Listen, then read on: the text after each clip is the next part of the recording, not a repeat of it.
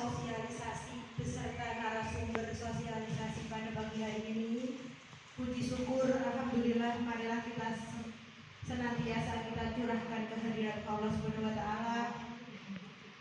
Karena pada kesempatan hari ini tanggal 18 Januari 2023 di SDN Karangsumber 1 kita dapat melaksanakan kegiatan sosialisasi dengan tema pentingnya penerapan budaya positif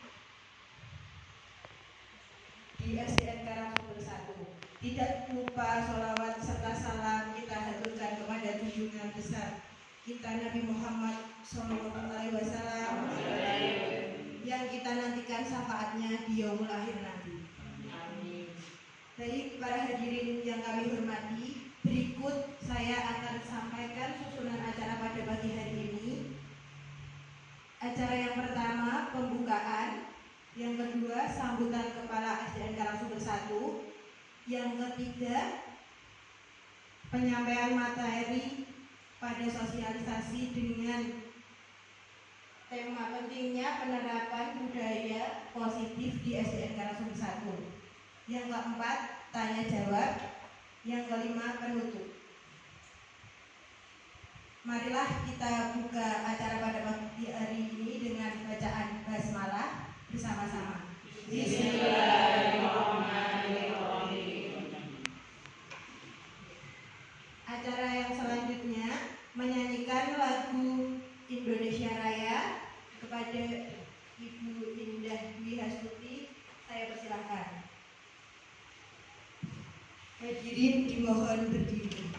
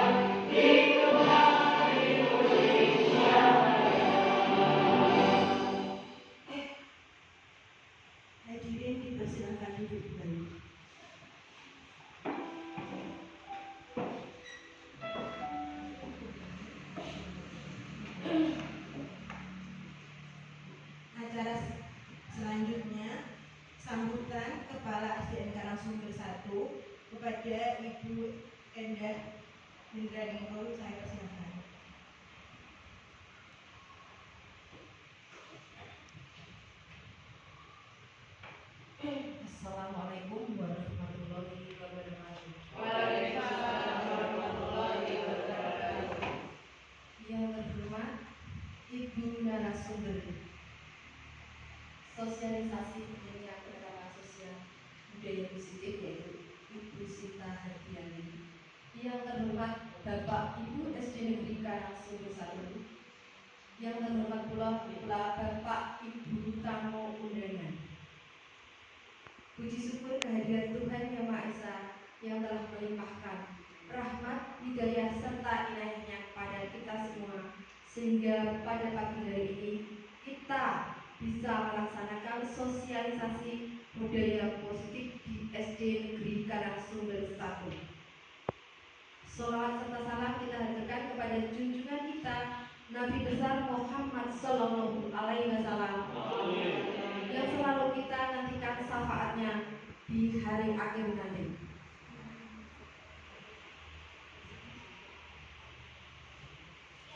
Saya selaku Kepala Sekolah SD Negeri Karangsumber 1 mengucapkan terima kasih kepada Ibu narasumber yaitu Ibu Sinta Hadianti yang telah mau berbagi ilmu yang beliau dapatkan pada diklat guru penggerak mengenai budaya positif sehingga nantinya dapat diterapkan SD Negeri Karangsumber 1 ini maupun di lingkungan keluarga peserta didik, sehingga nanti SD Negeri Karangsumber 1 akan mengalami peningkatan mutu pendidikan. Untuk itu, saya berharap semua Bapak, Ibu guru serta seluruh warga masyarakat SD Negeri Karangsumber 1 selalu mendukung budaya positif dari Ibu Sinta Hadianti. Demikian yang saya sampaikan pada pagi hari ini. Mohon maaf apabila ada tutur kata maupun perkataan saya yang tidak berkenan di hati Bapak Ibu semuanya. Terima kasih. Wassalamualaikum warahmatullahi wabarakatuh.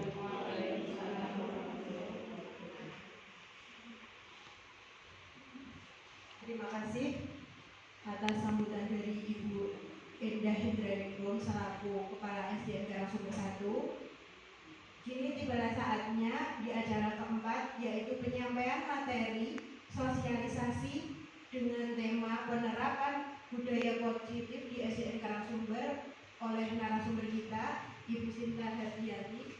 Saya persilakan. Terima kasih. Assalamualaikum warahmatullahi wabarakatuh. Waalaikumsalam warahmatullahi wabarakatuh. Selamat pagi Bapak Ibu semuanya. Selamat pagi. Salam sehat dan bahagia untuk kita semua. Alhamdulillahirabbil alamin. Hari ini kita masih diberikan kesempatan oleh Allah untuk berkumpul dalam keadaan sehat walafiat. Acara sosialisasi penerapan budaya positif di SDN Karangsumber 1. Tak lupa sholawat serta salam marilah kita sampaikan kepada Nabi Agung Muhammad Sallallahu Alaihi Wasallam. Semoga kita semuanya mendapatkan syafaat beliau di hari akhir nanti. Bapak Ibu, hari ini saya akan sharing ya, berbagi ilmu yang saya dapatkan dari diklat guru penggerak. Jadi di sini itu saya tidak akan menggurui Bapak Ibu semuanya, saya hanya sekedar sharing ilmu, ya, berbagi ilmu supaya nanti kita semuanya bersama-sama dapat menerapkan budaya positif di SDN Karangsumber 1 serta di lingkungan peserta didik. Oleh karena itu, pihak sekolah mengundang Bapak Ibu wali murid, beberapa wali murid ya kami undang supaya nanti dapat bekerja sama, berkolaborasi dengan baik untuk penerapan budaya positif.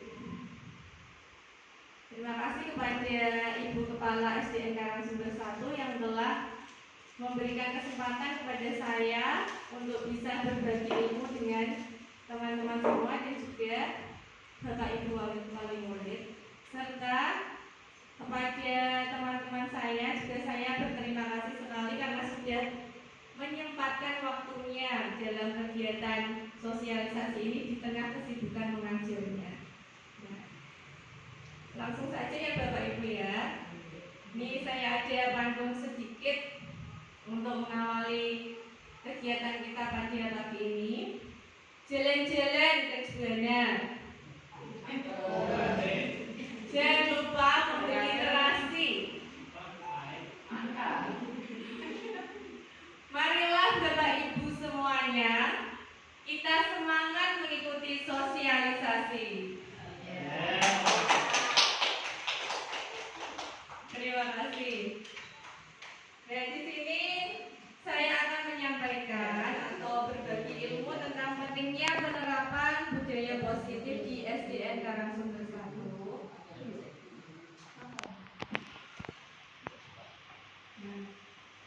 Budaya positif itu lahir itu karena adanya lingkungan yang positif ditambahkan dengan pembiasaan-pembiasaan yang positif, maka akan lahirlah budaya positif. Tanpa lingkungan yang positif dan pembiasaan-pembiasaan yang positif, tidak akan terlahir budaya positif. Nah, sesuai dengan pemikiran Ki Hajar Dewantara,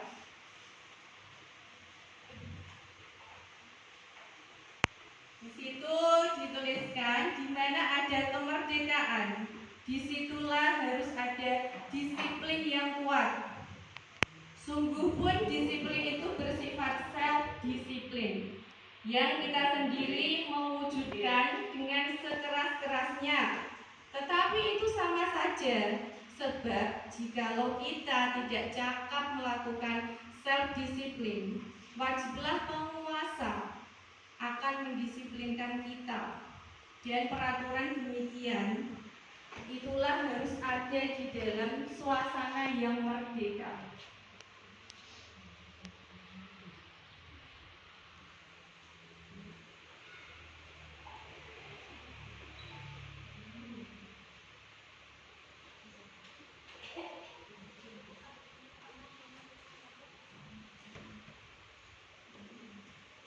Nah, kita mau belajar dulu tentang mengenai arti disiplin itu sendiri.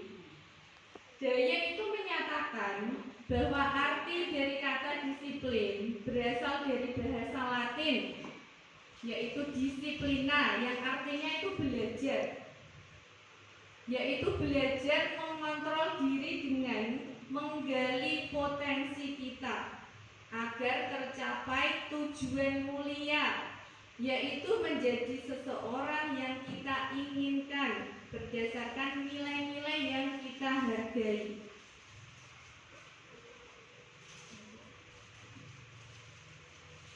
Nah, kemudian ada disiplin positif. Disiplin positif ini merupakan bentuk kontrol diri, yaitu belajar untuk mengumpulkan atau mengontrol diri agar dapat mencapai suatu tujuan yang mulia. Tujuan mulia di sini itu mengacu pada nilai-nilai atau prinsip-prinsip mulia yang dianut seseorang dan juga nilai-nilai kebajikan universal. Sebagai pendidik, kita itu bertujuan untuk supaya murid-murid kita itu semuanya menerapkan nilai-nilai kebajikan yang kita sepakati bersama. Nah, nilai-nilai kebajikan apa saja yang akan kita terapkan pada peserta didik? Kalau di kurikulum yang sekarang itu kita mengenal sebagai profil pelajar Pancasila. Nah, di situ profil pelajar Pancasila itu ada 6, ya, Bapak Ibu. Yang pertama ada beriman dan bertakwa kepada Tuhan Yang Maha Esa dan berakhlak mulia. Nah, akhlak mulia ini tidak cuma kepada sesama manusia, tetapi juga kepada alam semesta. Oke. Apalagi di zaman sekarang itu kan sering ya Bapak Ibu kita mendengar berita-berita banjir, berita-berita tanah longsor. Nah, itu kan akibat dari perbuatan manusia itu sendiri, karena alamnya sudah mulai rusak akibat perbuatan manusia. Jadi dengan adanya nilai-nilai kebajikan yang diterapkan di sekolah, nanti anak-anak itu dapat berakhlak mulia juga kepada alam semesta supaya dapat memperbaiki alam ini. Nah, kemudian kita belajar tentang 5 kebutuhan dasar manusia. Kebutuhan dasar manusia itu ada kebutuhan untuk bertahan hidup.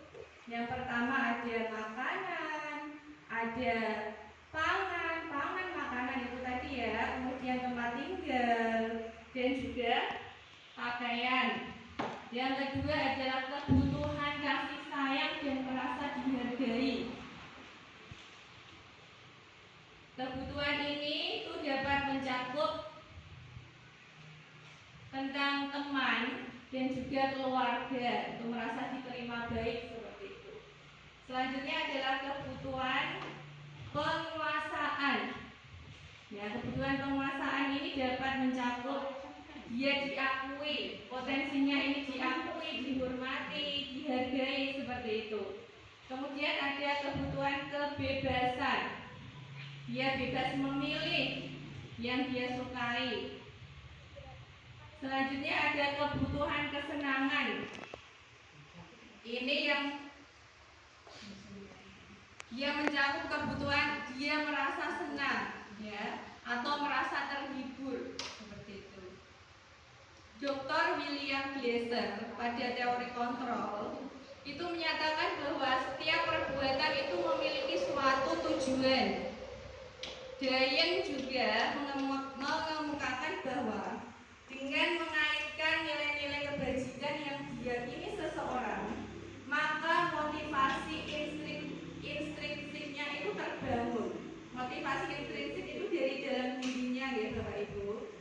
Ya, sehingga menggerakkan motivasi dari dalam untuk dapat mencapai tujuan mulia yang diinginkan. Nah, teori motivasi perilaku manusia. Jadi manusia itu berperilaku, itu ada motivasinya. Yang pertama, untuk menghindari ketidaknyamanan atau hukuman. Nah, biasanya kan murid-murid itu mengerjakan PR, misalnya itu ada yang terpaksa. Aduh, kok beneran dihukum guru, Pak Guru nih orang mengerjakan PR. Kan ada yang seperti itu motivasinya, ya. Kemudian ada juga yang untuk mendapatkan imbalan dari orang lain atau institusinya. Ada yang mengerjakan PR itu supaya mendapatkan nilai yang bagus. Nanti nek aku mengerjakan PR, aku dapat nilai 100 dari guru. Seperti itu. Nah, keduanya ini, motivasi yang pertama dan kedua itu termasuk motivasi eksternal atau dari luar diri peserta didik. Nah, yang ketiga, ini ada motivasi untuk menghargai dirinya sendiri. Ya. Saya akan menjadi orang yang seperti apa kalau saya itu rajin mengerjakan tugas dari Bapak Ibu guru. Nah, dia mulai sadar, oh, nek tugasnya kita kerja, no, nanti aku akan belajar tanggung jawab. Tanggung jawab akan saya pakai terus sampai saya nanti bekerja berkeluarga. Nah, dia sudah mulai terbangun motivasinya dari dalam diri. Nah, motivasi yang ketiga inilah yang kita harapkan semuanya, Bapak Ibu. Jadi anak-anak nanti kita bimbing supaya motivasinya itu mengarah kepada motivasi yang ketiga dari dalam dirinya, bukan karena takut kena hukuman atau karena pengen mendapat imbalan seperti itu. Nah, Ki Hajar Dewantara ini juga memberikan motivasi pada kita semua tentang arti merdeka. Merdeka yang sesungguhnya menurut Ki Hajar Dewantara itu adalah merdeka itu artinya tidak hanya sebatas terlepas dari perintah, akan tetapi juga cakap untuk memerintah dirinya sendiri. Nah, jadi kita harus pandai untuk memimpin diri kita sendiri. Kalau dalam Islam kan kita sudah mengenal kita itu adalah pemimpin untuk diri kita sendiri. Seperti itu ya Bapak Ibu. Ya. Kemudian berikutnya tentang bentuk program kebajikan. penghargaan ya Bapak Ibu. Dalam memberikan apresiasi atau pengakuan perlu diingat beberapa hal. Yang pertama, dilakukan secara khusus, kemudian dilakukan secara pribadi. Ada juga yang dilakukan untuk semua murid, tapi itu harus bergantian. Oke, kalau muridnya banyak kan otomatis harus bergantian seperti itu. Kemudian harus konsisten juga, oke. Dan fokus kepada prosesnya, itu yang paling penting. Jadi kalau nilainya bagus, tapi dari hasil mencontek itu kan tidak berarti, ini apa betul? Iya, maka dari itu kita utamakan prosesnya supaya anak-anak itu berakhlak yang mulia.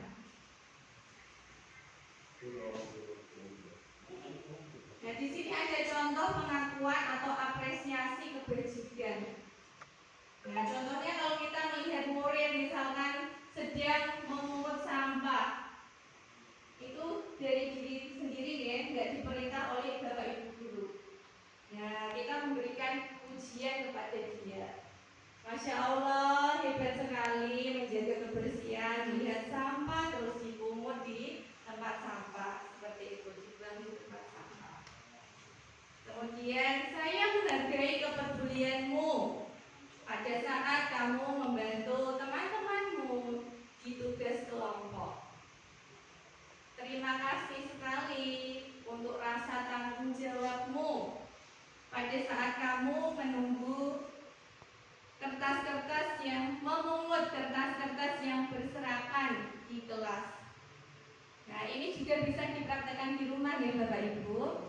Jadi anak-anak nanti jangan, kalau istilahnya itu jangan pelit untuk memuji anak ya, karena itu juga sangat berdampak kepada emosional anak. Setiap anak itu melakukan perbuatan yang baik ketika dia melakukan sekecil apapun ya, misalkan dia langsung membereskan mainannya ketika bermain, selesai bermain. Nah, kita beri pujian pada dirinya karena telah bertanggung jawab setelah bermain dia merapikan mainannya. Berbeda dengan bayi ya, kalau bayi kan memang belum bisa merapikan mainan. Berikutnya tentang keyakinan kelas. Ya. Keyakinan kelas adalah tata tertib yang dibuat oleh guru beserta murid bersama-sama melalui kesepakatan bersama. Nah, seseorang itu akan lebih menghargai sebuah peraturan apabila dia itu dilibatkan dalam membuat suatu tata tertib atau peraturan itu. Nah, contoh dari keyakinan kelas itu seperti ini Bapak Ibu. Kemarin di semester 2, awal semester 2 itu kami telah membuat keyakinan kelas bersama ya. Keyakinan kelas 5 itu ada ini, 1. Disiplin dan bertanggung jawab. Yang kedua, menerapkan 5S, yaitu senyum, salam, sapa, sopan, dan santun. Yang ketiga, menghormati dan menghargai orang lain. Yang keempat, izin saat akan keluar kelas. Yang kelima, menjaga kebersihan kelas. Kemudian yang keenam, aktif mengikuti pelajaran dengan gembira. Yang ketujuh, memiliki rasa peduli yang tinggi.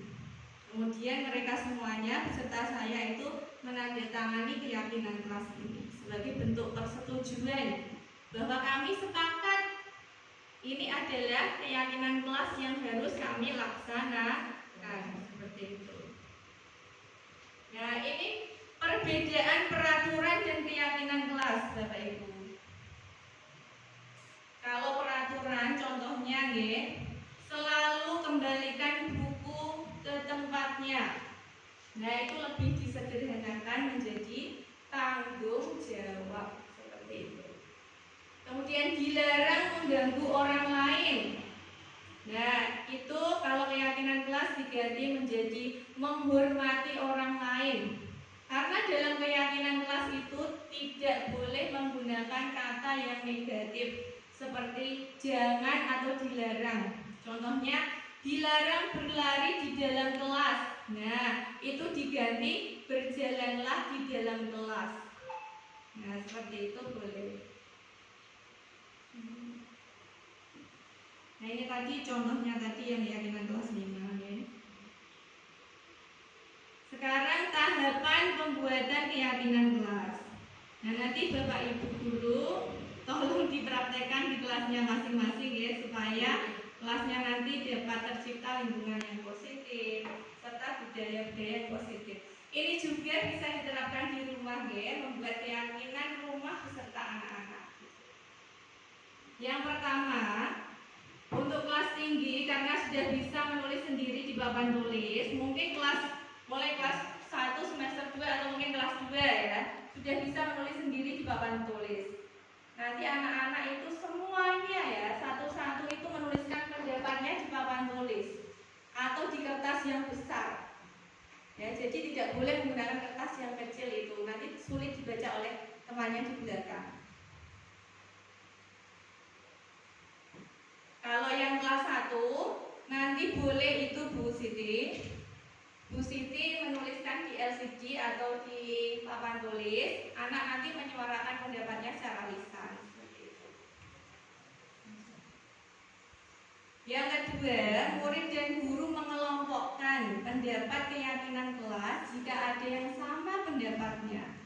Jadi kan misalkan kemarin kelas 5 itu kan ada 19 anak menuliskan semuanya di papan tulis.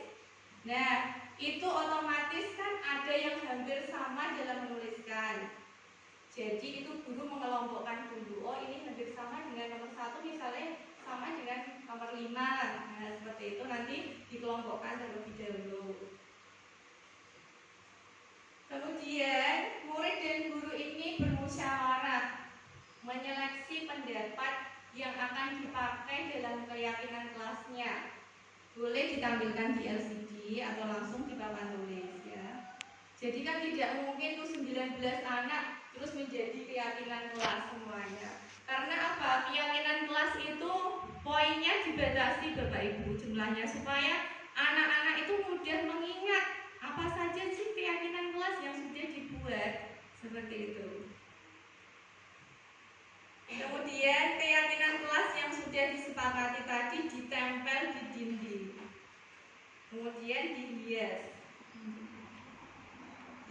supaya anak-anak itu lebih tertarik untuk membaca dan mengingat-ingatnya apa sih keyakinan kelas kita semuanya itu ya, poin-poinnya apa saja ya gitu. Kertasnya boleh terserah Asturo atau mungkin Manila. Kemudian anak dilibatkan untuk menempelkan keyakinan kelas bersama-sama. Kalau di rumah nanti boleh keyakinan kelasnya ditempel di kamar atau mungkin di ruang makan ya Bapak Ibu ya. Kalau di ruang tamu atau dibaca tamu mungkin.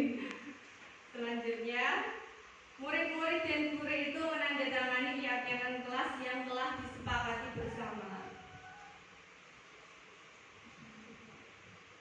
Nah, kita akan belajar mengenai posisi kontrol ya. Ketika anak-anak itu berbuat salah, itu pasti ada penyebabnya.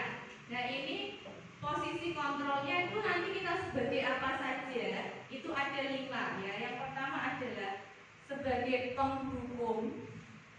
Yang kedua, pembuat merasa bersalah.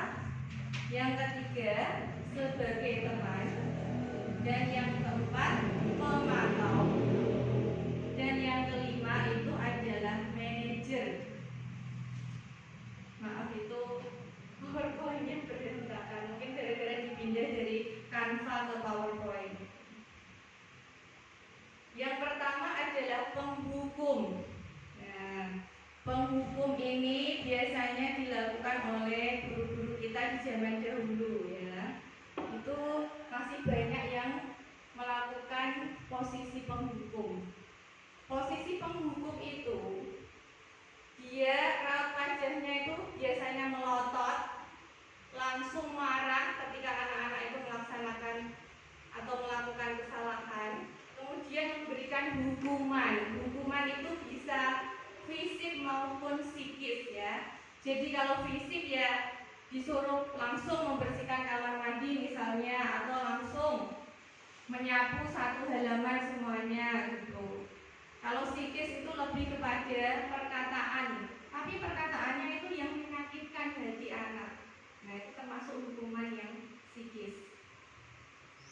Nah, contoh dari kata-kata yang dilontarkan oleh orang yang menempatkan posisi penghukum itu adalah, misalkan ada anak yang terlambat, kemudian dia berkata, terlambat lagi, mesti kamu terus yang terlambat.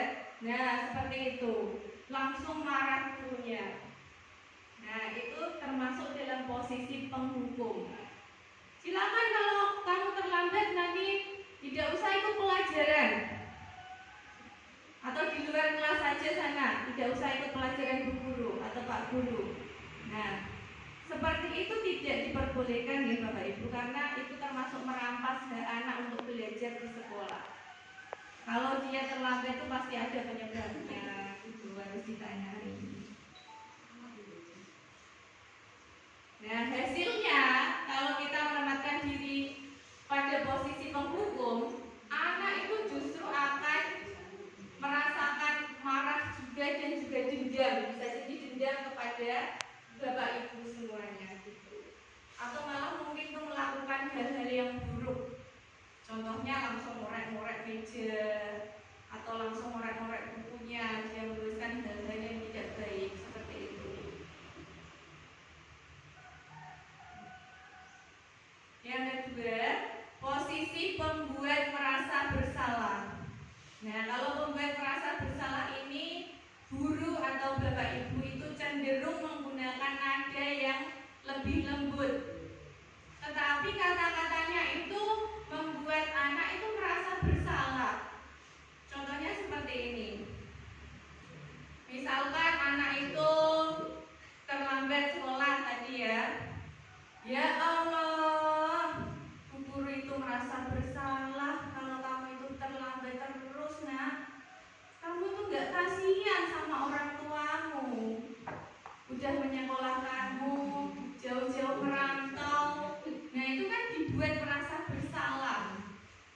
Nah, oleh karena itu posisi ini pun tidak disarankan untuk kita pakai ya. Hasilnya nanti anak itu merasa seperti tidak bisa membuat gurunya dan orang tuanya yang bahagia. Akhirnya dia itu malah bisa jadi anak yang minder. Seperti itu. Jadi posisi pembuat merasa bersalah pun harus kita hindari. Yang ketiga adalah posisi teman. Nah, posisi teman ini guru itu menggunakan nada yang lembut tapi cenderung seperti teman yang bicaranya itu biasa saja gitu, kemudian agak dibuat humor. Nah, kadang-kadang anak-anak yang kita perlakukan dengan posisi kontrol teman ini itu justru malah menyepelekan gitu loh. Allah Bapak Ibu guru rapopo dihukum, malah aku ibu santai jalannya, dia santai aja, nanti Bapak Ibu guru bantu untuk menangani masalah ini. Nah, itu kan anak-anak malah menjadi merasa itu ketergantungan sama guru tersebut. Dia mau mematuhi asalkan dengan guru yang itu, tapi kalau guru yang lain dia tidak mau menjalankan perintahnya, seperti itu. Contoh lagi, misalkan ada yang tidak mengerjakan PR, ya sudah nggak apa-apa, kali ini nggak apa-apa ya, nanti Bapak bantu untuk mengerjakan PR-nya, atau lakukanlah mengerjakan PR demi Bapak ya, gitu, atau demi Ibu ya. Nah, itu termasuk dalam posisi kontrol teman. Atau mungkin seperti ini, kalau pas anak terlambat, loh kamu itu kan atlet, seharusnya kan kamu bisa toh lari lebih cepat lagi.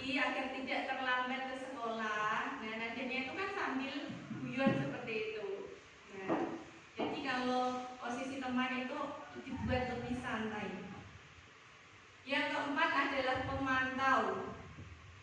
Nah, orang-orang atau guru yang menerapkan posisi ini itu akan lebih seperti memantau. Kalau kita mengawasi orang lain itu kan kita sudah memiliki data-data, misalkan dia sudah terlambat berapa kali itu diucapkan pada anak.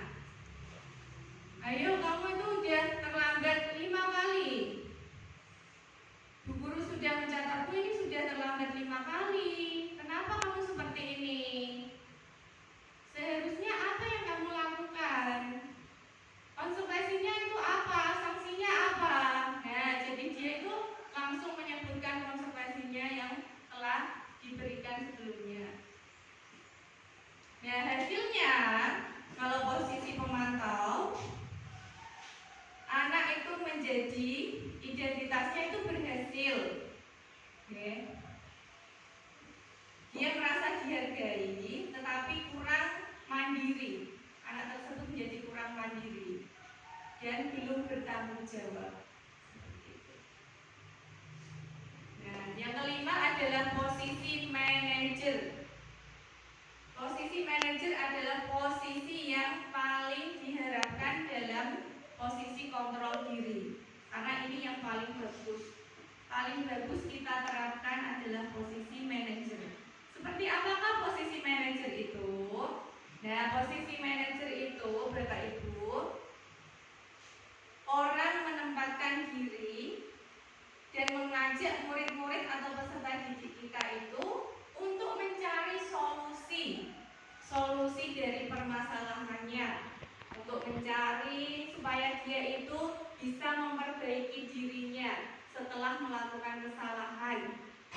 Ya, jadi anak itu tidak langsung dibuat merasa bersalah ataupun merasa ketergantungan, jadi dibuat mandiri dengan membimbingnya untuk mencari solusi bersama. Ya, kata-katanya nanti bisa menanyakan keyakinan kelas yang disepakati. Ayo, keyakinan kelas kita kemarin apa ya yang sudah kita buat? Yang belum kalian lakukan berarti yang poin mana? Terus bagaimana kita supaya tidak melakukan kesalahan tersebut? Apa yang akan kamu lakukan supaya kesalahan tersebut tidak terulang kembali? Nah, seperti itu. Hasilnya, peserta didik atau anak-anak kita nanti itu akan lebih mandiri karena mereka dibantu atau dibimbing oleh Bapak Ibu guru untuk mencari solusi dari permasalahan.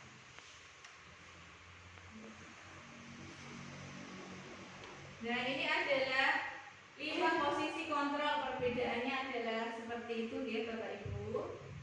Yang dikatakan guru, kemudian yang dilakukan muridnya itu ada dalam tabel tersebut.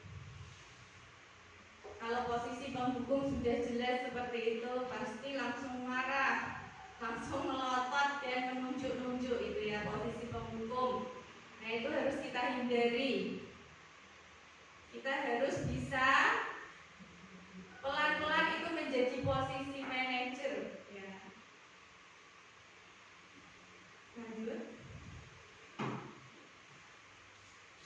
Ini ada perbedaan hukuman, konservasi dan juga restitusi. Nah, hukuman ya. Hukuman itu bersifat terencana atau tidak terencana atau tiba-tiba. Ketika anak melakukan kesalahan berarti langsung saat itu juga dihukum. Kemudian bersifat satu arah saja tanpa mengajak anak tersebut untuk berdiskusi. Misalnya ketika terlambat sekolah tadi langsung disuruh lari mengelilingi halaman sekolah ini 10 kali. Atau misalkan hari Senin kan seharusnya upacara menggunakan sepatu hitam.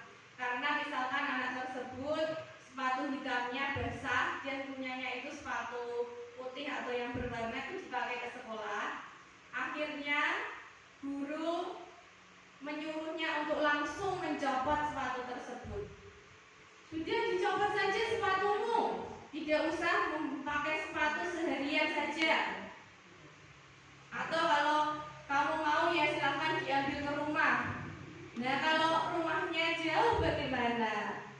Iya apa tidak Bapak Ibu? Kan kasihan itu. Kemudian hukuman juga bisa berupa fisik maupun psikis seperti yang sudah saya jelaskan tadi ya. Hukuman fisik itu langsung seperti menyuruhnya lari atau langsung push up seperti itu. Kecuali tapi dalam pelajaran PJOK, misalkan pelajaran PJOK itu dia terlambat masuk 10 menit misalkan. Pak Guru atau Bu Guru PJOK silakan karena kamu terlambat lari mengelilingi lapangan 3 kali. Nah, itu masih tergolong konsekuensi, bukan hukuman ya. Karena itu masih nyambung, jadi hukuman itu tidak ada sangkut pautnya. Misalkan tidak mengerjakan PR kok langsung disuruh keluar kelas. Kan itu malah anak-anak tadi tidak bisa mendapatkan haknya untuk belajar. Tidak nyambung jadinya. Tidak mengerjakan PR kok malah disuruh lari lapangan. Kan tidak nyambung juga, kecuali kalau pelajaran PJOK atau olahraga. Nah, ini contoh hukuman tadi ya.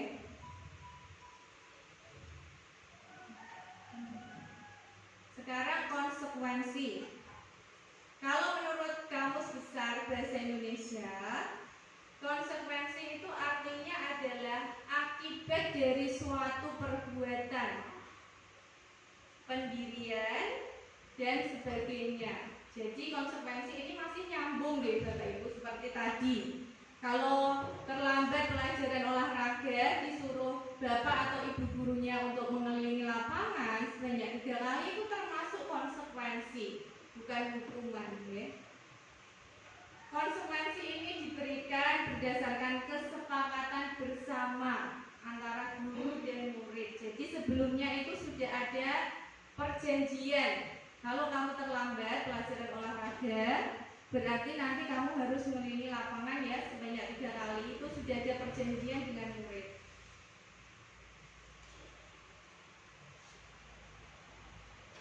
Nah, kalau ada anak yang tidak mengerjakan PR, itu disuruh mengerjakan PR pada saat jam istirahat.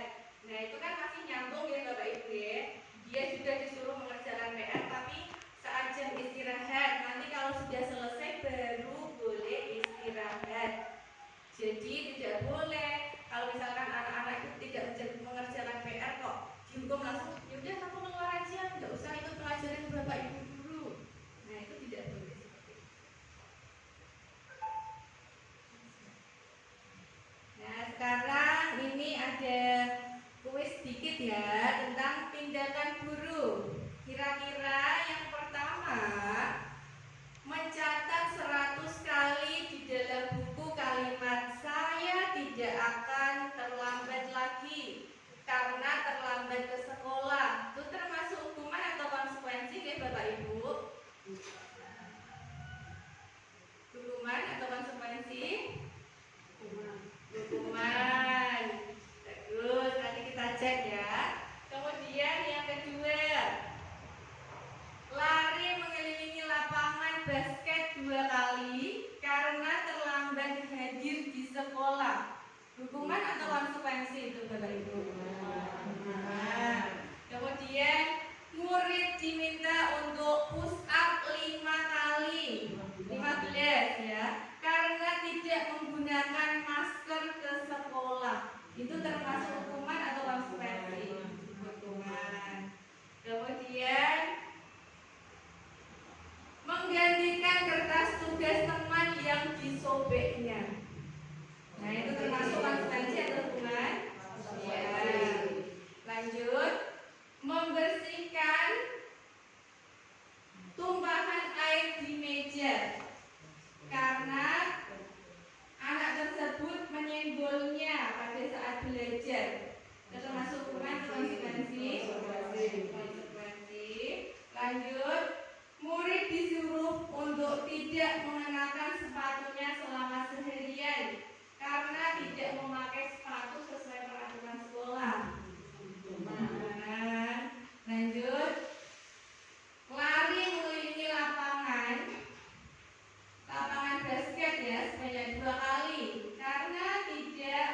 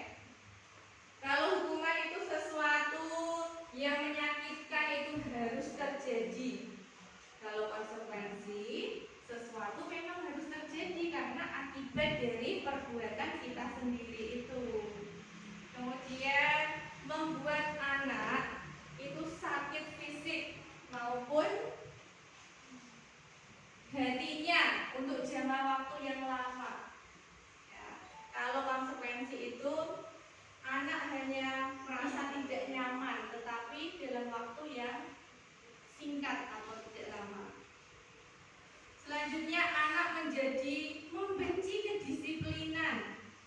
Kalau konsekuensi itu justru anak nanti akan menghargai kedisiplinan. Hukuman membuat anak itu merasa dia terpaksa atau karena paksaan. Tapi kalau konsekuensi itu karena dia ingin menghargai disiplin atau karena stimulus dan tanggapan tadi itu, sebab akibat seperti itu. Kemudian mendorong anak untuk menyakiti diri sendiri. Nah, itu tadi kan perbuatan-perbuatan buruk yang tidak kita inginkan akibat dari hukuman. Makanya kita kalau memberikan hukuman, ya jangan sampailah ya kita memberikan hukuman itu seharusnya konsekuensi saja, supaya anak tidak melakukan hal-hal yang buruk. Selanjutnya adalah kalau hukuman itu konsep diri yang buruk. Ya, anak merasa dirinya ini buruk, tidak berhasil, gagal, seperti itu. Kalau konsekuensi itu anaknya itu merasa dirinya menjadi lebih baik. Kemudian anak belajar untuk menyembunyikan kesalahannya. Jadi dia takut kalau nanti bapak ibu itu gimana ya kalau bapak ibu tahu nanti, aduh, nah nanti malah menggiring dia untuk berbohong. Dia atau tidak bapak ibu? Oke. Nah selanjutnya marah dan merasa bersalah karena dipermalukan. Ya, kalau konsekuensi itu dia menjadi kehilangan hak, tidak nyaman, tetapi dia akan senantiasa untuk berubah, mau merubah diri. Nah, sekarang kita belajar tentang restitusi. Nah, ini adalah kata yang baru ya Bapak Ibu ya. Apa sih restitusi itu? Nah, kita akan pelajari bersama di sini. Restitusi itu menurut Bosen ya tahun 2004 itu adalah proses menciptakan kondisi bagi murid untuk memperbaiki kesalahan mereka sehingga mereka bisa kembali pada kelompok mereka dengan karakter yang lebih kuat. Restitusi juga merupakan proses kolaboratif yang mengajarkan murid untuk mencari solusi dari masalah yang mereka hadapi, serta membantu murid untuk berpikir tentang orang-orang yang seperti apa yang mereka inginkan dan bagaimana mereka supaya bisa menjadi orang-orang yang diinginkan tersebut. Nah, ini ada 9 ciri-ciri restitusi. Yang pertama, restitusi itu bukan untuk menebus kesalahan, namun untuk belajar dari kesalahan. Yang kedua, memperbaiki hubungan. Yang ketiga, tawaran bukan paksaan.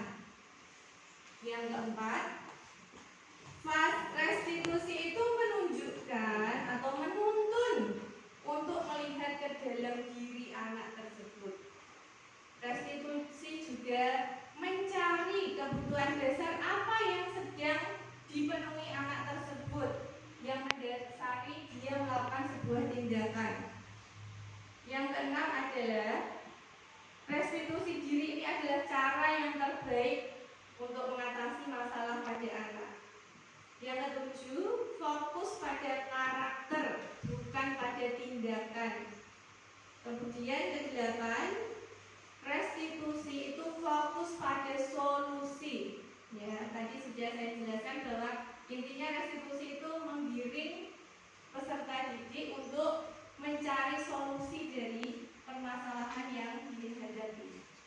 Yang sembilan, mengembalikan murid yang berbuat salah kepada kelompoknya tanpa rasa minder, ya, tanpa merasa bersalah ataupun dia merasa gagal seperti itu. Nah, dalam restitusi itu ada 3 tahapan Bapak Ibu. Yang pertama itu adalah menstabilkan identitas. Ya. Yang kedua, memvalidasi tindakan yang salah. Yang ketiga adalah menanyakan keyakinan.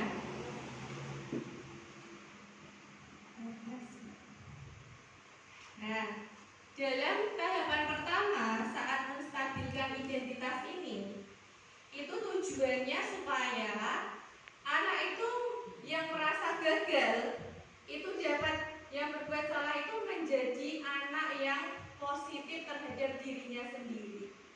Ya, jadi dikembalikan lagi supaya positif, itu menstabilkan identitas. Ciri-cirinya itu guru berkata seperti ini. Contohnya ya, ketika misalkan anak itu lupa tidak mengerjakan PR, nah itu ditanyai dulu, dipanggil, kemudian tadi kamu tidak mengerjakan PR itu kenapa? Misalkan jawabannya lupa Bu, atau tadi malam ketiduran Bu. Nah, si guru ini berkata, melakukan kesalahan itu merupakan hal yang manusiawi. Semua manusia itu tidak ada yang sempurna. Ya, tidak Bapak Ibu? Ya, karena Bu guru pun itu juga pernah melakukan kesalahan. Nah, itu berarti si guru ini sedang menstabilkan identitas dari anak tersebut.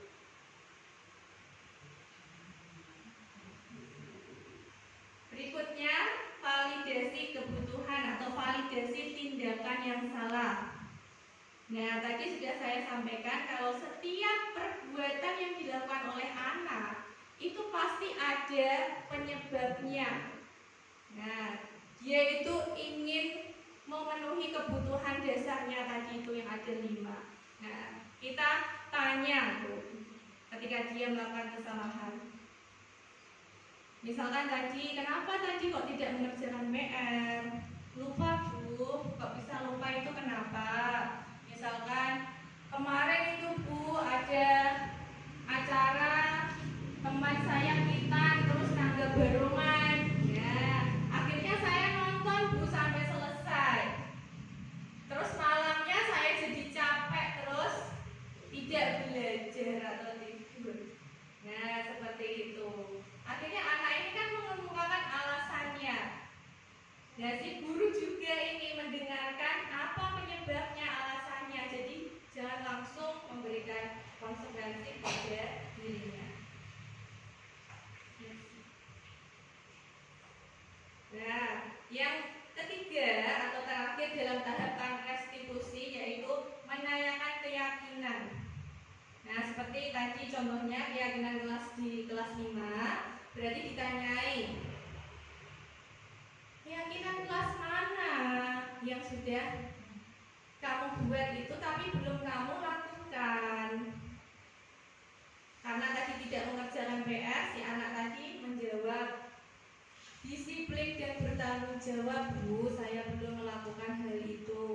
Nah, bagus sekali, berarti kamu ingat keyakinan kelas yang belum kamu lakukan atau belum maksimal kamu lakukan. Nah, sekarang ibu gurunya ini, bapak ibu gurunya ini mendorong atau membimbingnya supaya anak tersebut mencari solusi supaya kesalahan tersebut tidak terulang kembali. Nah, contoh perkataannya seperti ini. Lalu, tadi kan sudah kamu sebutkan tuh poinnya, yaitu belum disiplin dan bertanggung jawab. Nah, sekarang apa yang akan kamu lakukan supaya kamu tidak mengulangi kesalahan tersebut? Nah, misalkan si anak itu menjawab, ini Bu, saya akan tanya di grup, dari ini ada PR apa setiap pulang sekolah atau sore hari. Saya akan bertanya di grup supaya nanti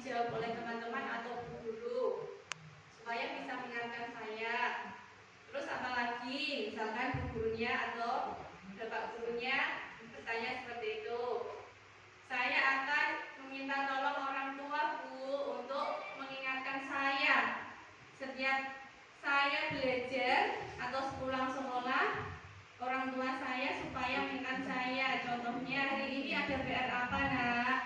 Ada tugas apa? Disuruh bawa sesuatu apa tidak sama bapak ibu guru. Nah seperti itu. Akhirnya anak ini akan belajar untuk mencari solusi atau cara supaya dia itu tidak mengulang kesalahannya kembali. Nah itulah yang disebut restitusi.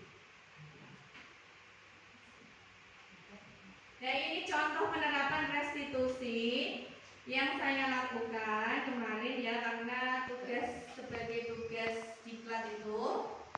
Kalau ini memang tidak asli ya, jadi tugasnya itu memang saya itu disuruh membuat skenario atau video gitu ya, video pendek tentang anak-anak itu pura-puranya berbuat salah. Kemudian saya melakukan restitusi kepada anak tersebut. Ini diputar saja ya Mbak.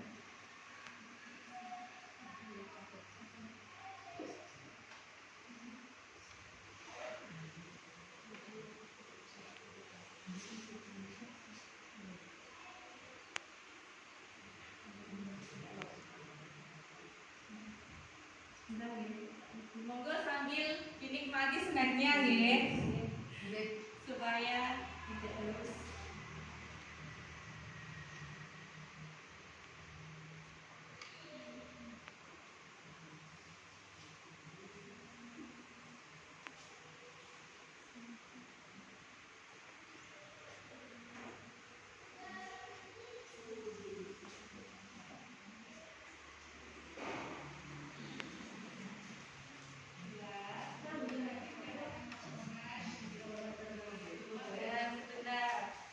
Sambil dinikmati nggak apa-apa Bapak Ibu. Ini sambil saya ceritakan ya.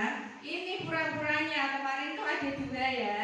Karena ada dua skenario yang disuruh membuat. Itu saya minta tolong pada Mbak Tia dan juga Mbak Cila. Yang Mbak Tia itu kasusnya pura-puranya Mbak Tia itu lupa tidak membawa ikat pinggang.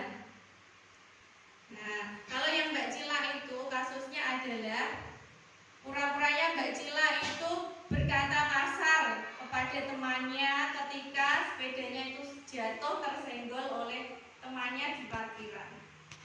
Ini tolong diputar. Sambil dinikmati Bapak Ibu snacknya yang ala kadarnya sambil menonton video.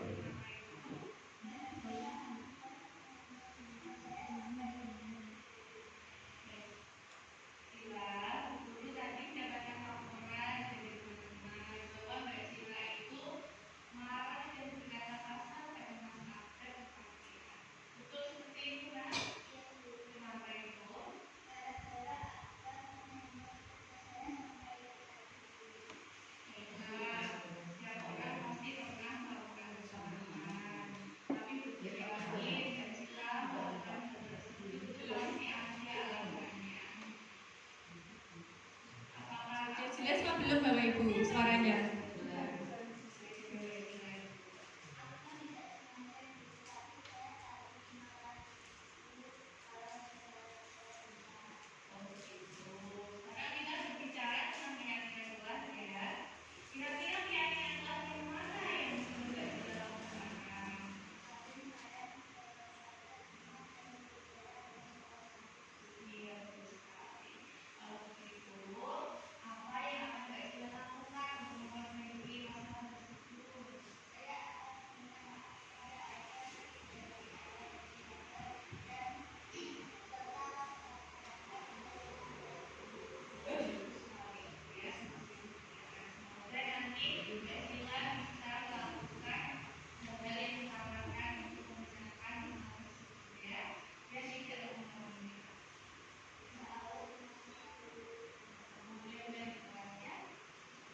Nah seperti itu nggih, contoh penerapan restitusinya ya Bapak Ibu. Jadi memang saya sengaja menampilkan yang skenario. Nanti kalau yang beneran kan nggak mungkin saya video kan. Nanti siapa yang memvideo ketika itu ada permasalahan itu? Nanti juga kasihan anaknya yang melakukan kesalahan tersebut.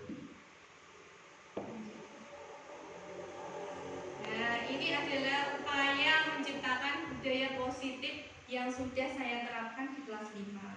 Yang pertama tadi ya, pembuatan keyakinan kelas.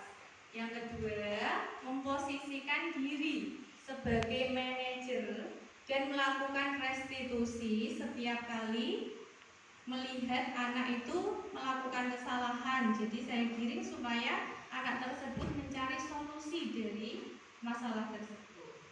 Kemudian menerapkan pembiasaan-pembiasaan baik di kelas. Karena budaya positif itu lahir dari pembiasaan-pembiasaan yang positif, seperti membiasakan untuk menerapkan 5S: senyum, salam, sapa, sopan, dan santun. Kalau lewat di depannya Bapak Ibu guru, ya bilang permisi, seperti itu. Kemudian menggunakan 4 kata ajaib. Kata ajaib itu ada tolong, terima kasih, maaf, dan permisi. Nah, itu saya selalu mengingatkan anak-anak, dan saya pun berusaha untuk tidak bosan-bosan mengingatkan mereka ya. Karena anak-anak itu memang sejatinya ya memang harus selalu diingatkan. Mau kita sendiri saja kadang lupa, seperti itu. Kemudian ada pembiasaan sholat zuhur berjamaah. Ini biasanya dipandu oleh Bu Suremi selaku guru agama, dan juga sholat duha berjamaah.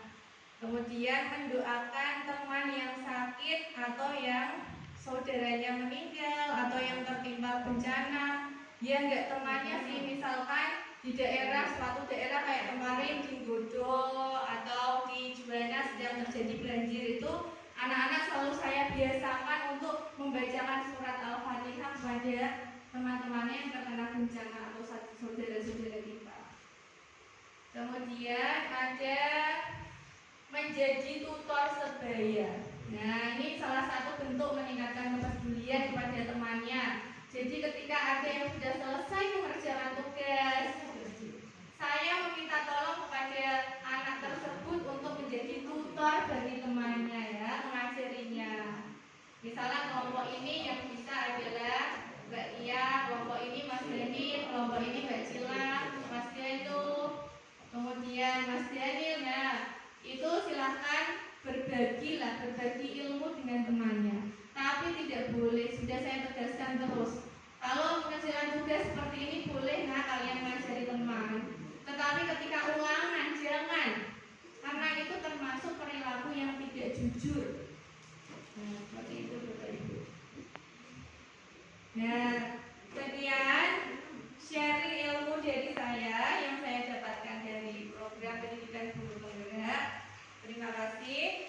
Guru Bergerak Indonesia Maju. Terima kasih Bapak Ibu.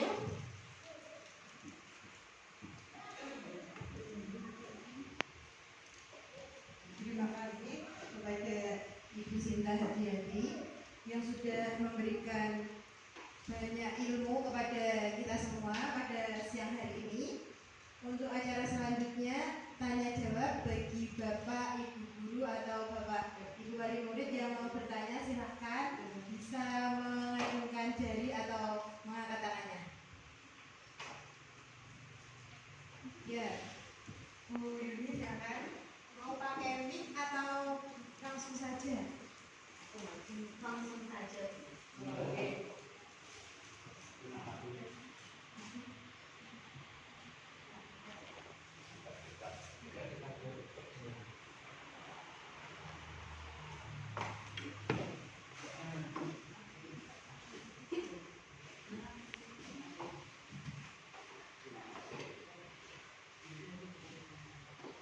Ya, terima kasih. Saya ingin bertanya tentang apakah keyakinan kelas ada ketentuan jumlahnya, Bu? Mohon untuk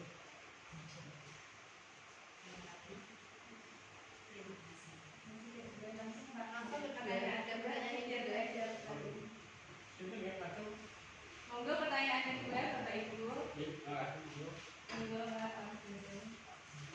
Terima kasih kepada Ibu penyampaian pada siang hari ini. Izinkan saya untuk menyampaikan pertanyaan berkenaan dengan apa yang disampaikan oleh Ibu penyampaian pada siang hari ini. Untuk pertanyaan saya, bagaimana cara kita sebagai guru ini agar dapat memposisikan diri saya sebagai manajer dalam mengatasi murid yang melakukan kesalahan. Terima kasih atas jawaban nanti dari Ibu. Sebelumnya kami ucapkan terima kasih. Mungkin ada lagi Bapak Ibu.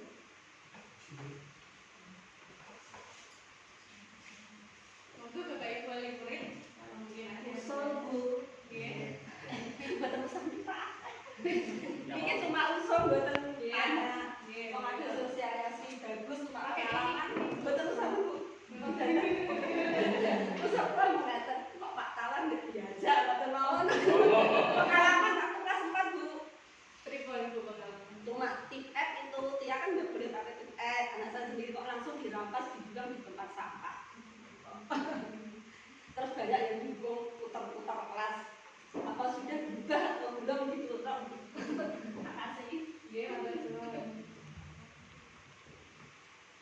Ada lagi Bapak Ibu?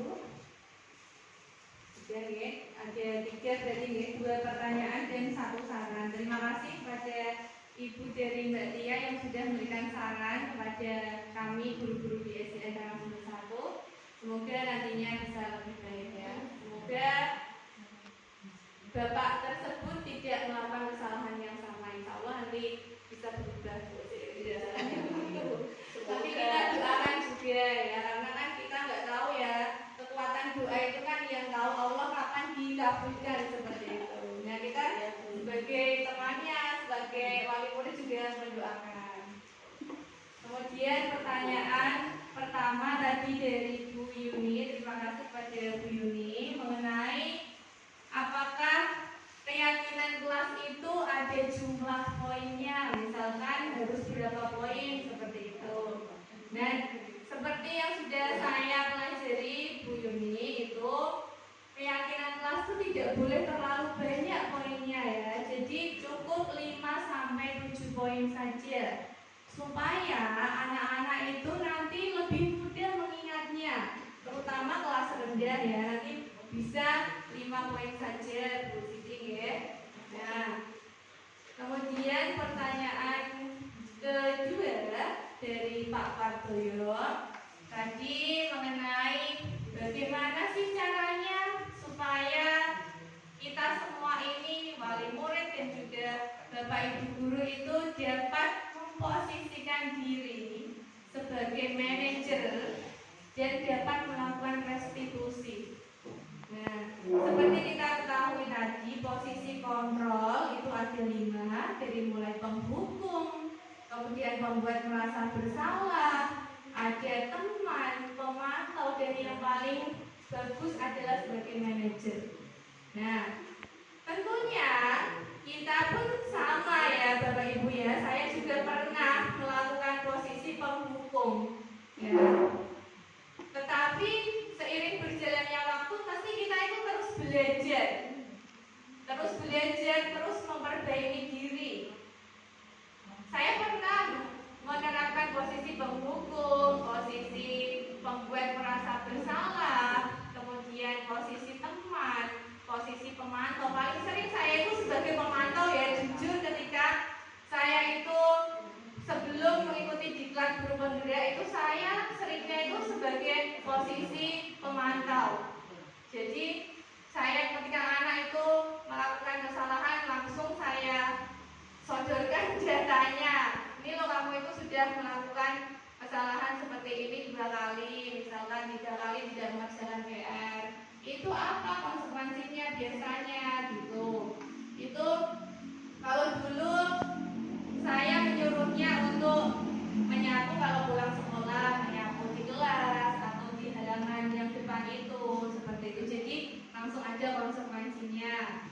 Terus juga mengerjakan pada waktu istirahat seperti itu. Nah, ketika saya belajar di diklat guru penggerak, ini alhamdulillah saya itu bersyukur sekali karena mendapatkan ilmu baru.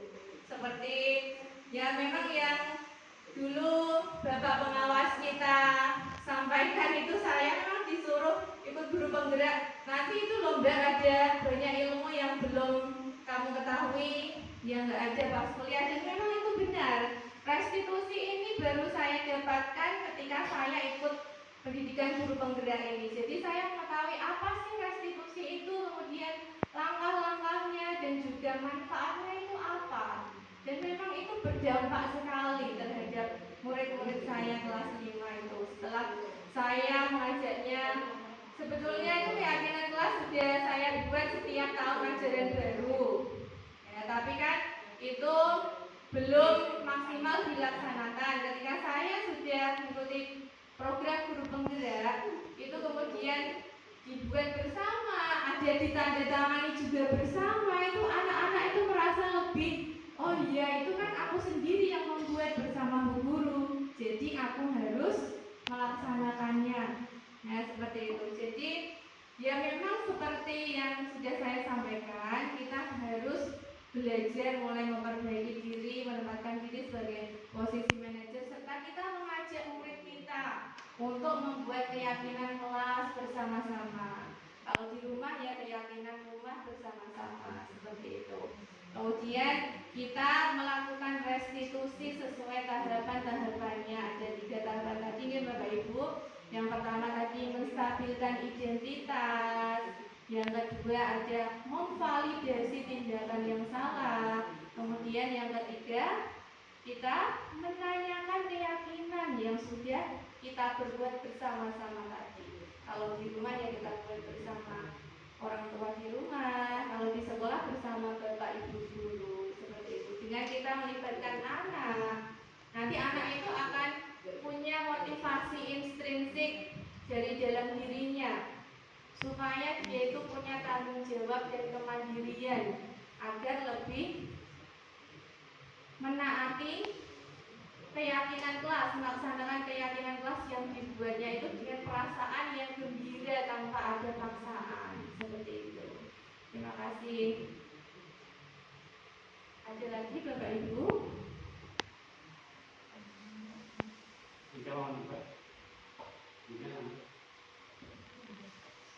Monggo Bapak Ibu kalau mau ada yang menambahkan atau bertanya, saya persilahkan berbagi. Mantan Kapolda Egi, monggo Bu Sri. Terima kasih waktu yang diberikan kepada saya. Apa bedanya keyakinan kelas dengan tata tertib kelas, Bu? Iya, terima Terima kasih. kasih. Terima kasih ya Bu atas pertanyaan dari Bu Sri Suremi, yaitu apa perbedaan keyakinan kelas dan juga tata tertib kelas Bu? Nah tadi sudah saya sampaikan di materi Bu, kalau keyakinan kelas itu kita buat bersama-sama, murid itu dilibatkan untuk menyampaikan pendapatnya. Peraturan apa yang nanti kita pakai di dalam kelas ini, jadi murid itu menyuarakan pendapatnya. Kemudian guru dan murid itu bermusyawarah Bu untuk mendapatkan keyakinan kelas mana yang akan dipakai. Nah terus dibuat keyakinan kelas bersama-sama itu 5 sampai paling banyak 7 poin lah Bu. Nah kalau tata tertib itu cenderung itu hanya satu arah Bu dari gurunya. Jadi itu sudah jadi gurunya membuat misalkan tidak boleh terlambat sekolah lebih dari 10 menit misalkan seperti itu, atau dilarang berlarian di dalam kelas, kemudian tidak boleh makan minum di dalam kelas saat pelajaran. Nah itu bersifat satu arah kalau tata tertib itu. Ya, peraturan tata tertib itu bersifat satu arah, tapi beda dengan keyakinan kelas yang dua arah. Dua arah itu jadi murid dilibatkan dalam pembuatannya Bu, seperti itu.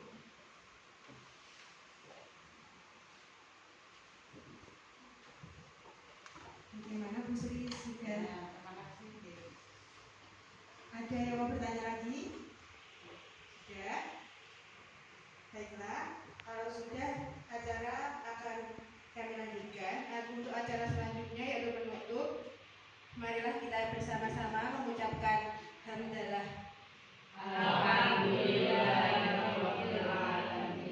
Demikian Bapak Ibu, acara sosialisasi pada hari ini telah berakhir. Kami segenap keluarga besar SDN Karangsumber 1 mengucapkan terima kasih kepada para hadirin yang telah hadir dalam acara sosialisasi hari ini. Kami juga memohon maaf apabila sekiranya ada kekurangan ataupun ada suatu perkataan yang tidak berkenan di hati para hadirin semuanya. Semoga ilmu yang kita dapat dalam kegiatan sosialisasi hari ini dapat bermanfaat bagi kita semua. Amin. Terima kasih. Wassalamualaikum warahmatullahi wabarakatuh. Waalaikumsalam.